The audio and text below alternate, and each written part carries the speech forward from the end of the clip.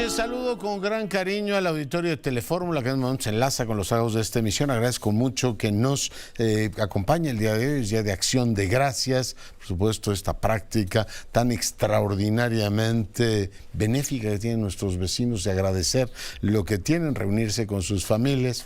Son, digamos, costumbres que hay, en mi opinión, no que imitar, pero sí que inspirarnos en ella, ¿no? Y agradecer a la vida lo que tenemos. Bueno, hablando de nuestros vecinos, hace un momento hacíamos una revisión con EF, con los especialistas de EF, y lamentablemente tenemos un retroceso en el aprendizaje de inglés, particularmente entre los más jóvenes. Solo Haití está peor que nosotros y es uno de los elementos fundamentales, no solo para el desempeño académico, sino para la vida laboral de los más jóvenes, asunto sobre el cual, además de las habilidades fundamentales que tienen que ver con capacidad de expresión, lectura y comprensión de textos, solución de problemas complejos, habilidades pues para manejar situaciones contradictorias, que es todo aquello que te permite ir avanzando en la estructura laboral. Lamentablemente no estamos mejor, y este asunto del inglés, imagínense la vecindad con Estados Unidos, las ventajas que nos da, bueno, pues lamentablemente no hemos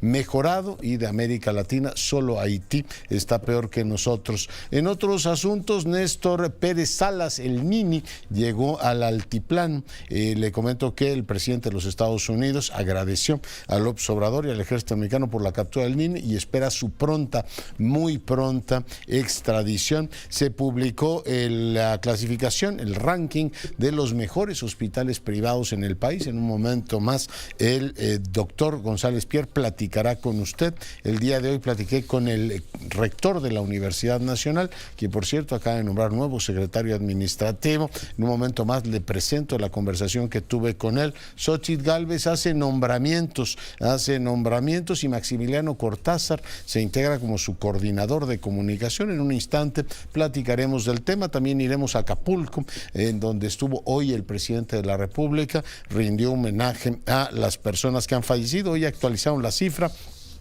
Son 50 personas las que han fallecido en Acapulco por el paso de Otis y siguen siendo 30 desaparecidos. El presidente le rindió homenaje y además a los familiares de los marinos, de personas que habían muerto, les dio un reconocimiento y un ascenso post-mortem.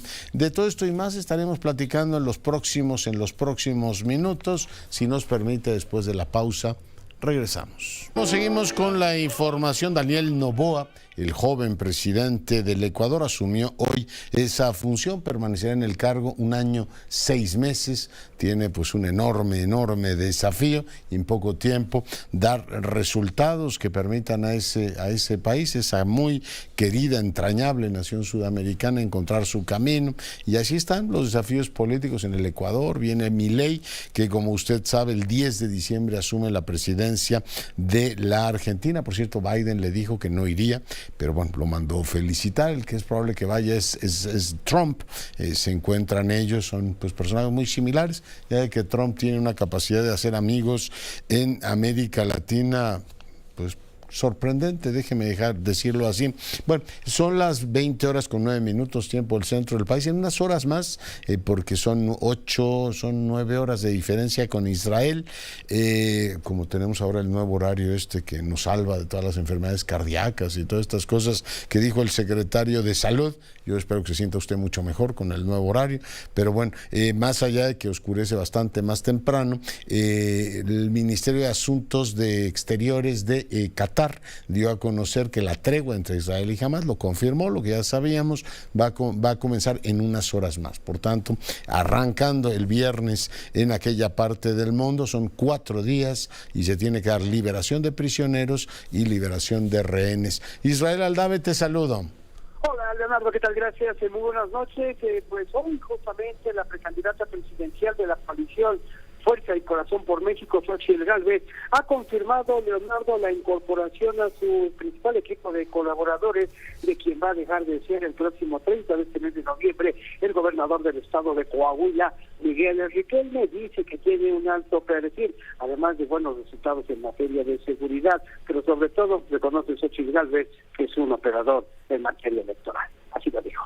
Termina su gobierno y es un hombre experimentado y pues, obviamente todos aquellos que quieran sumarse y trabajar conmigo son bienvenidos. Y pues obviamente me gusta su perfil.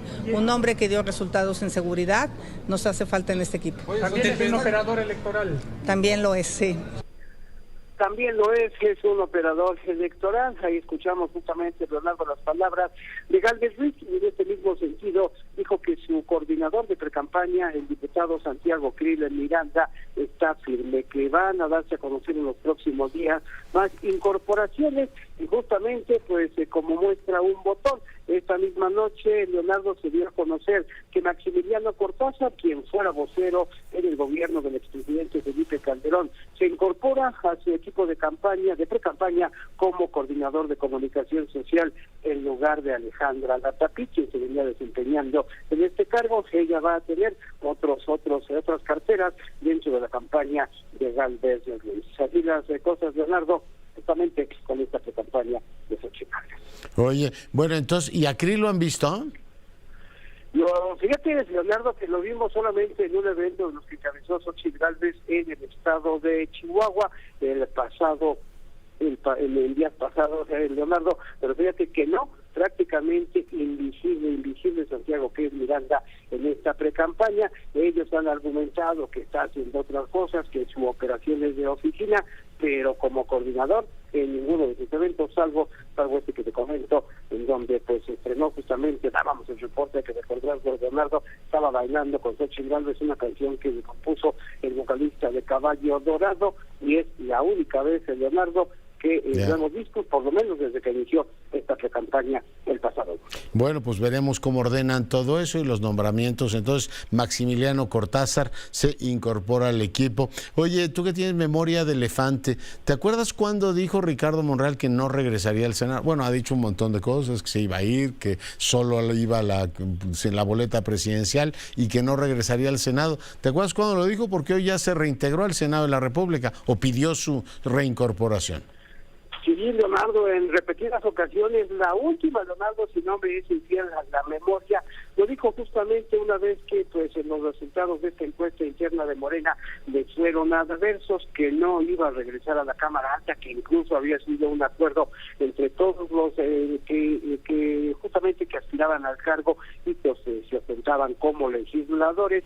Pues hoy, como tú bien lo señalas, Leonardo, de manera sorpresiva, envía esta carta ya para reincorporarse a su escaño como senador de la República, aunque vale la pena señalar, Leonardo, que no va a regresar como coordinador y mucho menos como presidente de la Junta de Coordinación Política, va a ser un integrante más de la bancada, por lo menos es lo que hasta este día se ha dicho. Qué extraña trayectoria ha tenido el senador, que era, bueno, pues aspirante ni más ni menos que a candidato a la presidencia de la República, y este aquí que regresa, pues que había dicho que no lo haría, a la, en este caso, curul, en el Senado de la República. Te mando un abrazo, cuídate. A tus órdenes, como siempre, Leonardo, buenas noches. Y le agradezco mucho al doctor González Pierre que hoy converse con nosotros. Él, como usted sabe, es un referente en las discusiones de salud en este país, uno de los grandes conocedores de ese tema, fue en su momento subsecretario. Mi querido Eduardo, ¿cómo estás? Estimado Leonardo, qué gusto saludarte. Oye, también. Siempre genera un gran interés ver esto de las clasificaciones. Los mejores hospitales privados en México es la clasificación correspondiente al 23. Cuéntanos cuántos años llevamos con estas clasificaciones, con estos rankings, mi querido Eduardo. Leonardo, ya es nuestro cuarto año, empezamos el año de pandemia en el 2020. Fue un ejercicio bastante completo, pero cada año hemos ido superando. Este cuarto año tenemos innovaciones importantes, más hospitales que nunca, información más completa, una metodología más robusta.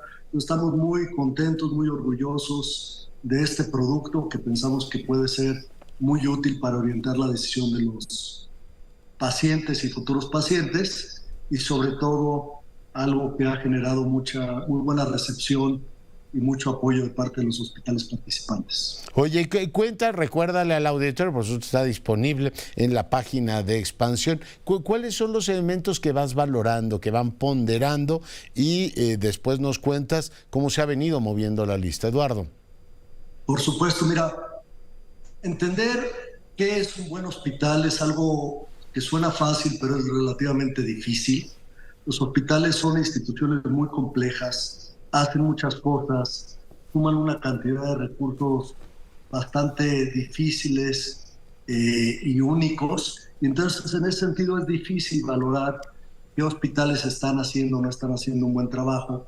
Y por ello los pacientes tienen una decisión compleja de decidir dónde operarse, dónde atenderse. Y además suele suceder en temas de salud que cuando uno necesita decidir a dónde ir es cuando menos tiempo tiene o cuando es más difícil tratar de buscar información para saber dónde atenderse, y por lo regular recurres a recomendaciones o a orientaciones del médico. Ahora, lo que hemos estado haciendo es utilizar una metodología muy reconocida en el medio que básicamente utiliza 5 dimensiones.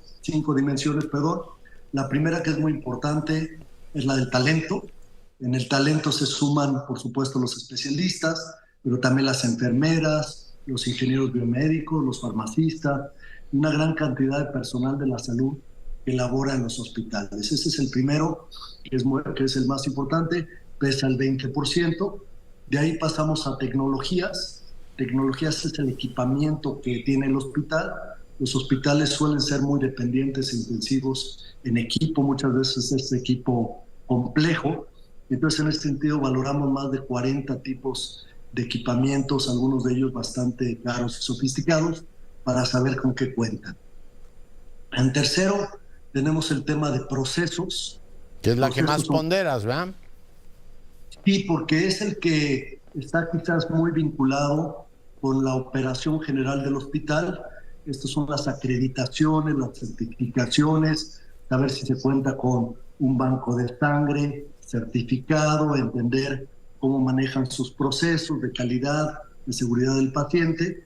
Entonces, ese nos preocupa mucho y por supuesto lo ponderamos. Tenemos información muy importante tanto del hospital como de terceros, que valoramos muy bien porque es muy objetiva. En cuarto lugar... Ese pesa el 30%. Ese pesa el 30%.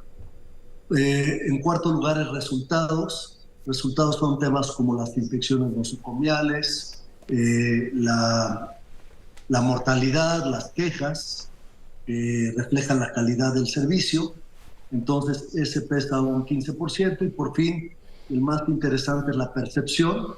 En temas de percepción hacemos un alcance muy amplio de preguntarle a médicos, enfermeras, aseguradoras, a especialistas del sector hospitalario qué opinan sobre los hospitales, a cuáles podrían identificar como los mejores 5. Y entonces hacemos una suma, hacemos una encuesta que va dirigido a casi 25,000 médicos, regresan con sus opiniones algunos de ellos y hacemos un puntaje.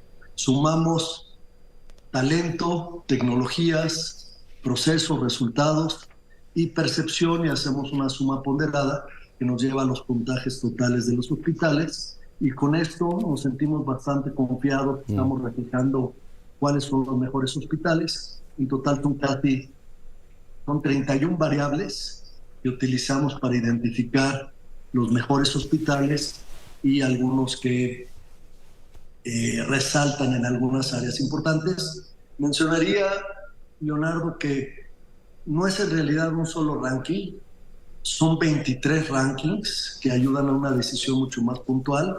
Esto quiere decir, hacemos un ranking nacional, después desdoblamos este ranking nacional a nivel de 6 regiones. También hacemos una metodología adaptada, el ranking de 15 especialidades. Cardiología, cirugía, endocrinología. Ortopedia, las 15 especialidades que generan la mayoría de los egresos, los motivos de hospitalización que vemos en los hospitales.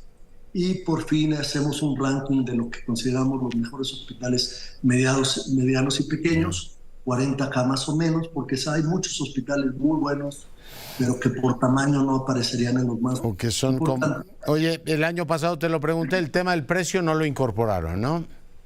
El tema del precio no lo incorporamos, es una versión que tenemos en la agenda. Queremos después tratar de entender cómo comparamos calidad con precio. No es algo fácil de hacer, pero esperemos que pronto tengamos la capacidad y el apoyo para hacerlo. Oye, y como dicen en los concursos, and the winner is, ¿y el mejor hospital cuál es? Mira, el mejor hospital que tuvimos en esta ocasión es Médica Sur. Médica Sur consistentemente se ha mantenido en los altos niveles. El año pasado fue también número 1, ¿no? El año pasado fue el número 1, pero los primeros 2 años fue el ABC.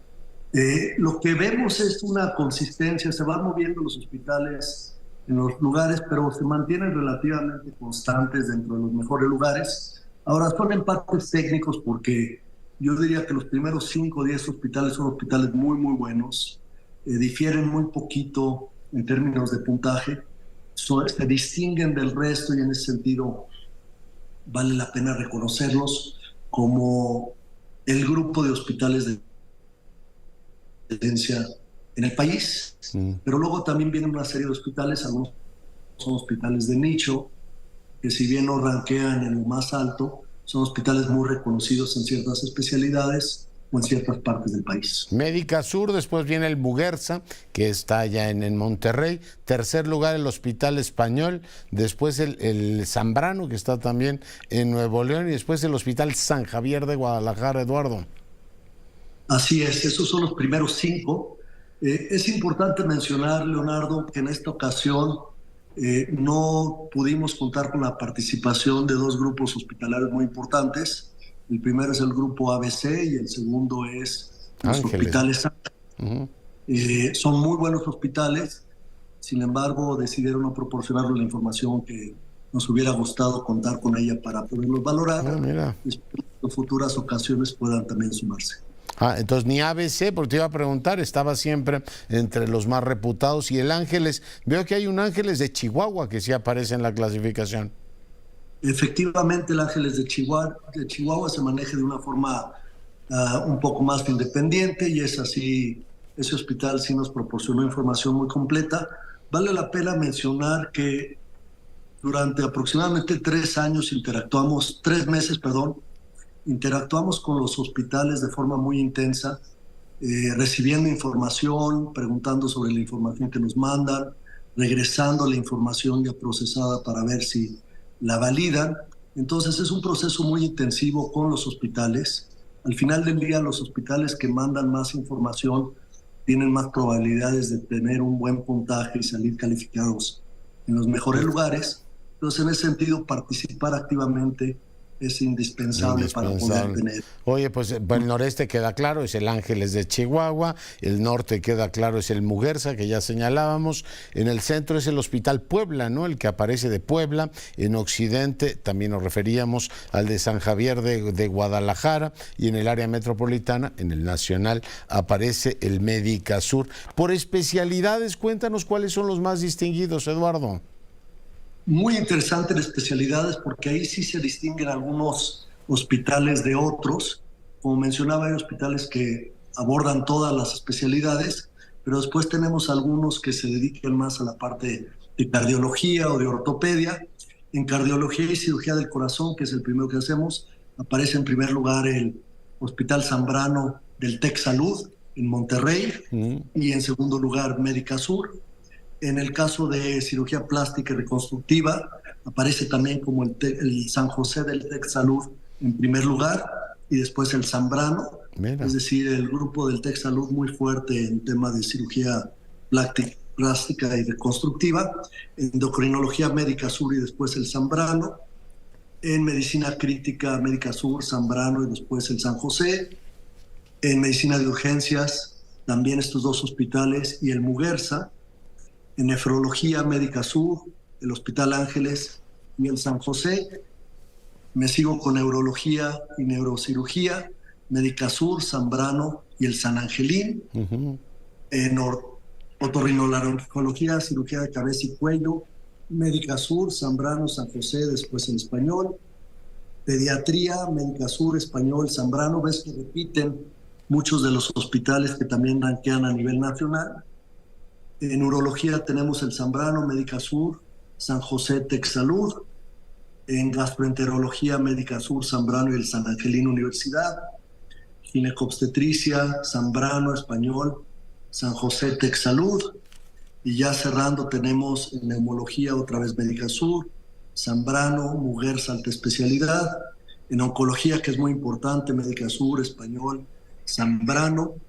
Y por último, ortopedia, trauma, tenemos Zambrano, el Universal Alta Especialidad y otra vez el San José de Salud. Aunque menciono estos como los primeros, sí vale la pena ver la lista completa, Claro. porque la lista, aunque no sean los primeros 3 o 4, sí incluye una serie de hospitales muy completos, con una gran calidad de servicio y que merecen un reconocimiento importante. Oye, interesantísimo, como siempre. Te agradezco mucho que hayas estado esta noche con nosotros, doctor. Un gran gusto y muchos saludos, Leonardo. Felicidades Gracias. por el trabajo y qué bonito volcán tienes a tus espaldas, Dios mío. Muchas gracias. Además están nevados actualmente.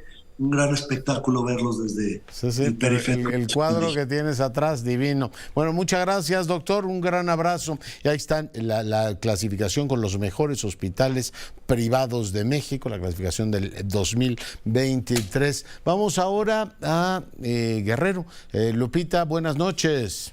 ¿Qué tal? Buenas noches, los saludo desde Chilpancingo. Informarles que se ha reportado la desaparición de 3 periodistas en Guerrero. Se trata de Marco Antonio Toledo Jaimes, director del semanario El Espectador de Tasco, y también de Silvia Arce Avilés y Alberto Sánchez Juárez, quienes son titulares del medio, el portal Red 7, y las organizaciones civiles han pedido a las autoridades estatales a coordinarse de manera urgente para que sean encontrados con vida. La Fiscalía General del Estado hasta el momento ha emitido un comunicado en la cual señala ya se implementa un operativo de búsqueda, además de la carpeta de investigación para dar con el paradero de esos 3 periodistas que fueron reportados como desaparecidos desde el pasado 22 de noviembre. El reporte que les tengo. Muchas gracias. Y pues seguimos, por supuesto, con la información. Vamos ahora con mi compañera Sara Pablo. No, vamos ya, me dicen que tengo a Edmundo Jacobo en el enlace. Doctor, ¿cómo estás? Buenas noches. Muy buenas noches, doctor Curcio. Qué gusto verte y escucharte. El gusto es mío. ¿Qué vamos a abordar esta semana, Edmundo? Mira, creo que después de las elecciones en Argentina, el fin de semana pasado, es inevitable hablar al respecto del ascenso de propuestas autoritarias, populistas, que recorren el mundo. Es increíble que en un país con la politización de Argentina, con uno de los niveles educativos más altos del continente, el pueblo argentino haya decidido por esta opción que hace del discurso de la intolerancia, de la exclusión o incluso de propuestas de gobierno que francamente parecen irrealizables, una propuesta que ha sido acogida y además de manera bastante amplia por el pueblo argentino. Pero este fenómeno recorre el mundo. Tenemos ahí los casos que conocemos muy bien de Trump, que además con muchas posibilidades de volver a reelegirse las elecciones del próximo año en Estados Unidos, el caso de Bolsonaro, el caso de Bukele en El Salvador, el caso de la señora Meloni en Italia, para no hablar de los casos de Turquía. Pero esto no solamente es un fenómeno de tendencias que podríamos denominar de derecha o más bien cercanos ya a la ultraderecha. También el ascenso en Alemania de grupos de ultraderecha o bien las recientes elecciones en España nos hablan de esta polarización, pero también el ascenso desde una óptica, digamos, de izquierda, de posiciones también populistas. Ahí están los casos de Nicaragua, la larguísima historia de Cuba, y como el caso de Petro ahora en Colombia, que con banderas desde la izquierda, pero también haciendo ofertas populistas y con gobiernos francamente autoritarios.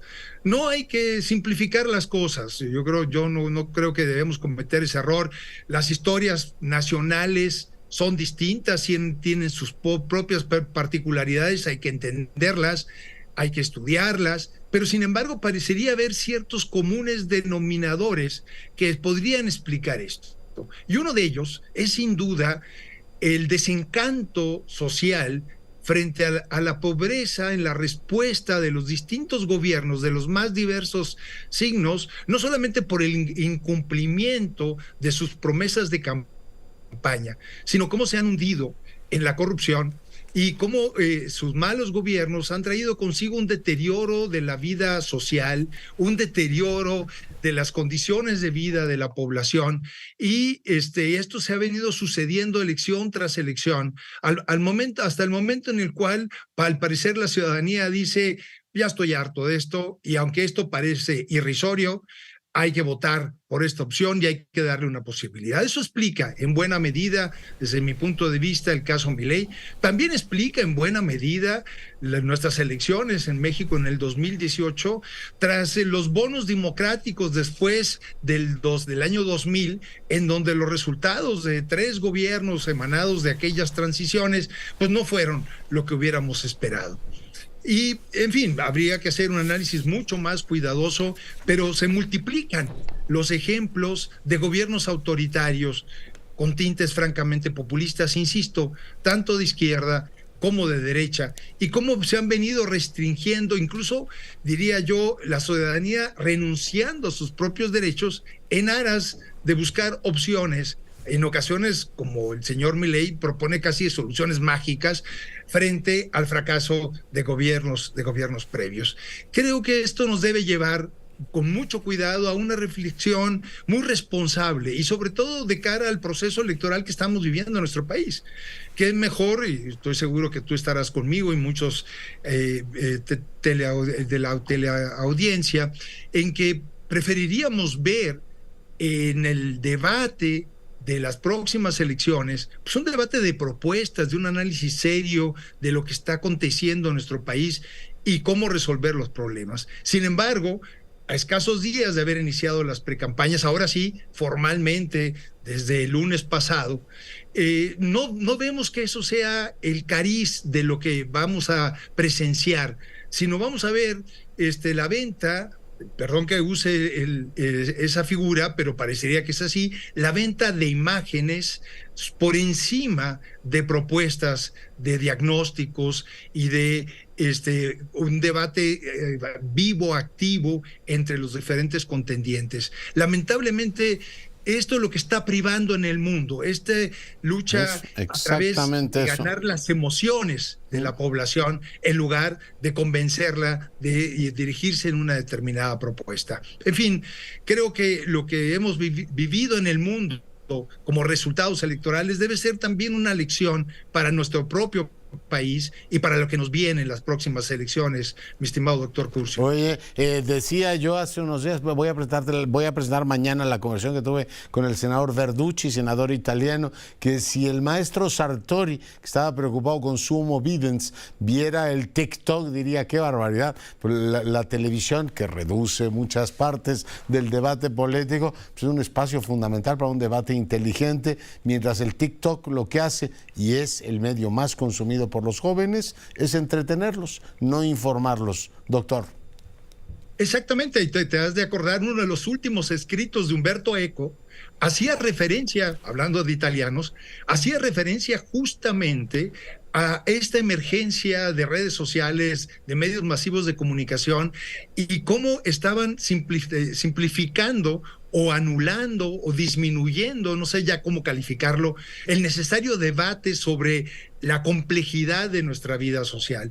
La verdad, sí, se juegan ahora en las campañas a través de mensajes de 10 segundos, de 20 segundos, 30 segundos, y ya no más de eso, porque si no, quien lo está viendo se aleja, porque lo que se quiere ver es un dingle, como le dicen. Sí, exactamente, la atención del pez, mi querido amigo, que es la retención que tenemos de algunos sectores. Pero te mando un gran abrazo y nos vemos la semana próxima. Claro que sí, otro abrazo para ti, mi querido Leonardo, buenas noches. El doctor Edmundo Jacobo Molina, para fortuna nuestra, todas las semanas en este espacio. Pausa, volvemos. Con la información, fíjese que el día de hoy el rector de la universidad, Leonardo Lomelí, nombró al titular de la Facultad de Contaduría y Administración secretario administrativo, y hubo una serie ahí de enfrentamientos. El rector dijo que no va a ceder ante provocaciones ni actos injerencistas que pretendan desestabilizarlo. En un momento más le presento un fragmento de la conversación que tuve con él esta mañana. Sara Pablo, te saludo. Hoy el presidente estuvo en Acapulco. Así es, Leonardo, ¿cómo estás? Muy buenas noches. Prácticamente pues un mes del paso del huracán Otis, el presidente López Obrador estuvo desde ayer en Acapulco, tuvo una reunión ayer privada con autoridades locales y federales, hoy la reunión del Gabinete de Seguridad, la conferencia de prensa, y un poco más tarde, ahí mismo en la base naval, pero ya en un buque de la Armada de México, el aniversario justamente del Día de la Armada.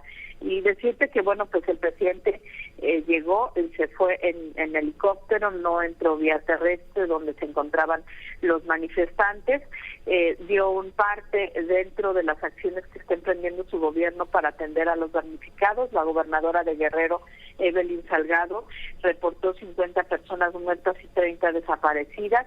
En la base naval se dio a conocer que ya concluyó el censo de las familias damnificadas.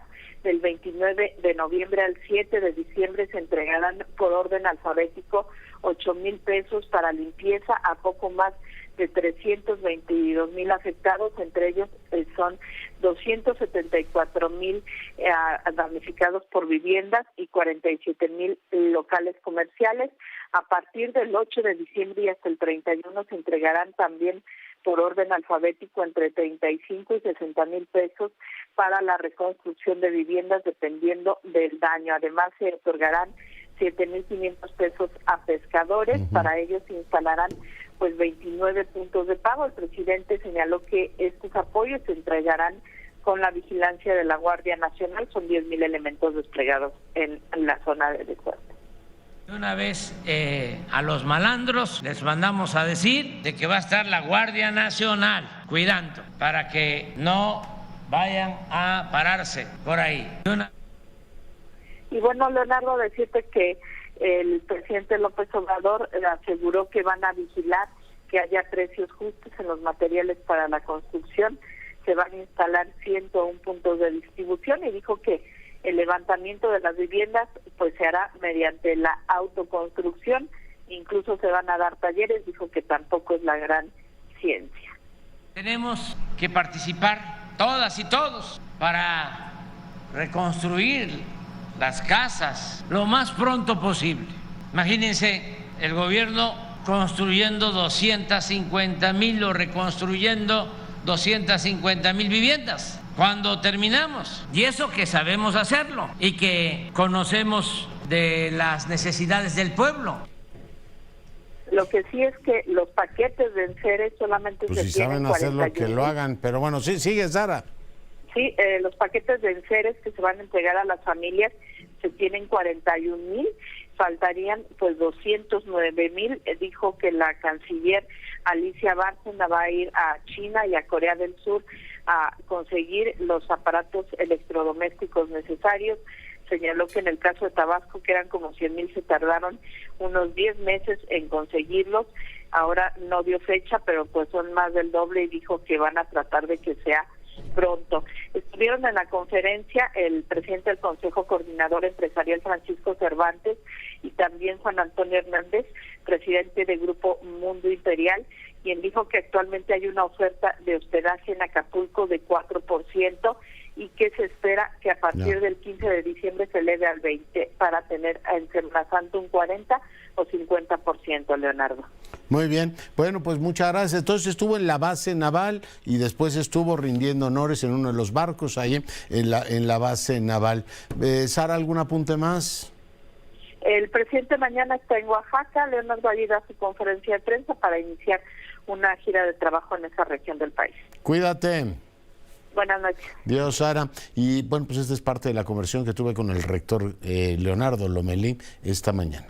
Lo que me explicaba esta mañana el rector de la Universidad Nacional Autónoma de México. Más temas, fíjese que buscan 88 senadurías, o sea, 88 se van a reelegir de senadores y 467 diputados federales, no fueron 471, fueron 467 los que buscarán la elección consecutiva. Fíjese, durante mucho tiempo yo creo que la elección En la reelección legislativa iba a ayudar a mejorar la rendición de cuentas y bueno, pues hay que reconocer que de pronto se dan combinaciones inesperadas, ¿no? Un presidente mayoritario ha hecho que el Congreso tenga hoy una relevancia mucho menor que la que había tenido, fíjese, desde el último tramo del siglo pasado, en la 97-2000, que fue heroica, se acuerda usted de Porfirio Muñoz Ledo.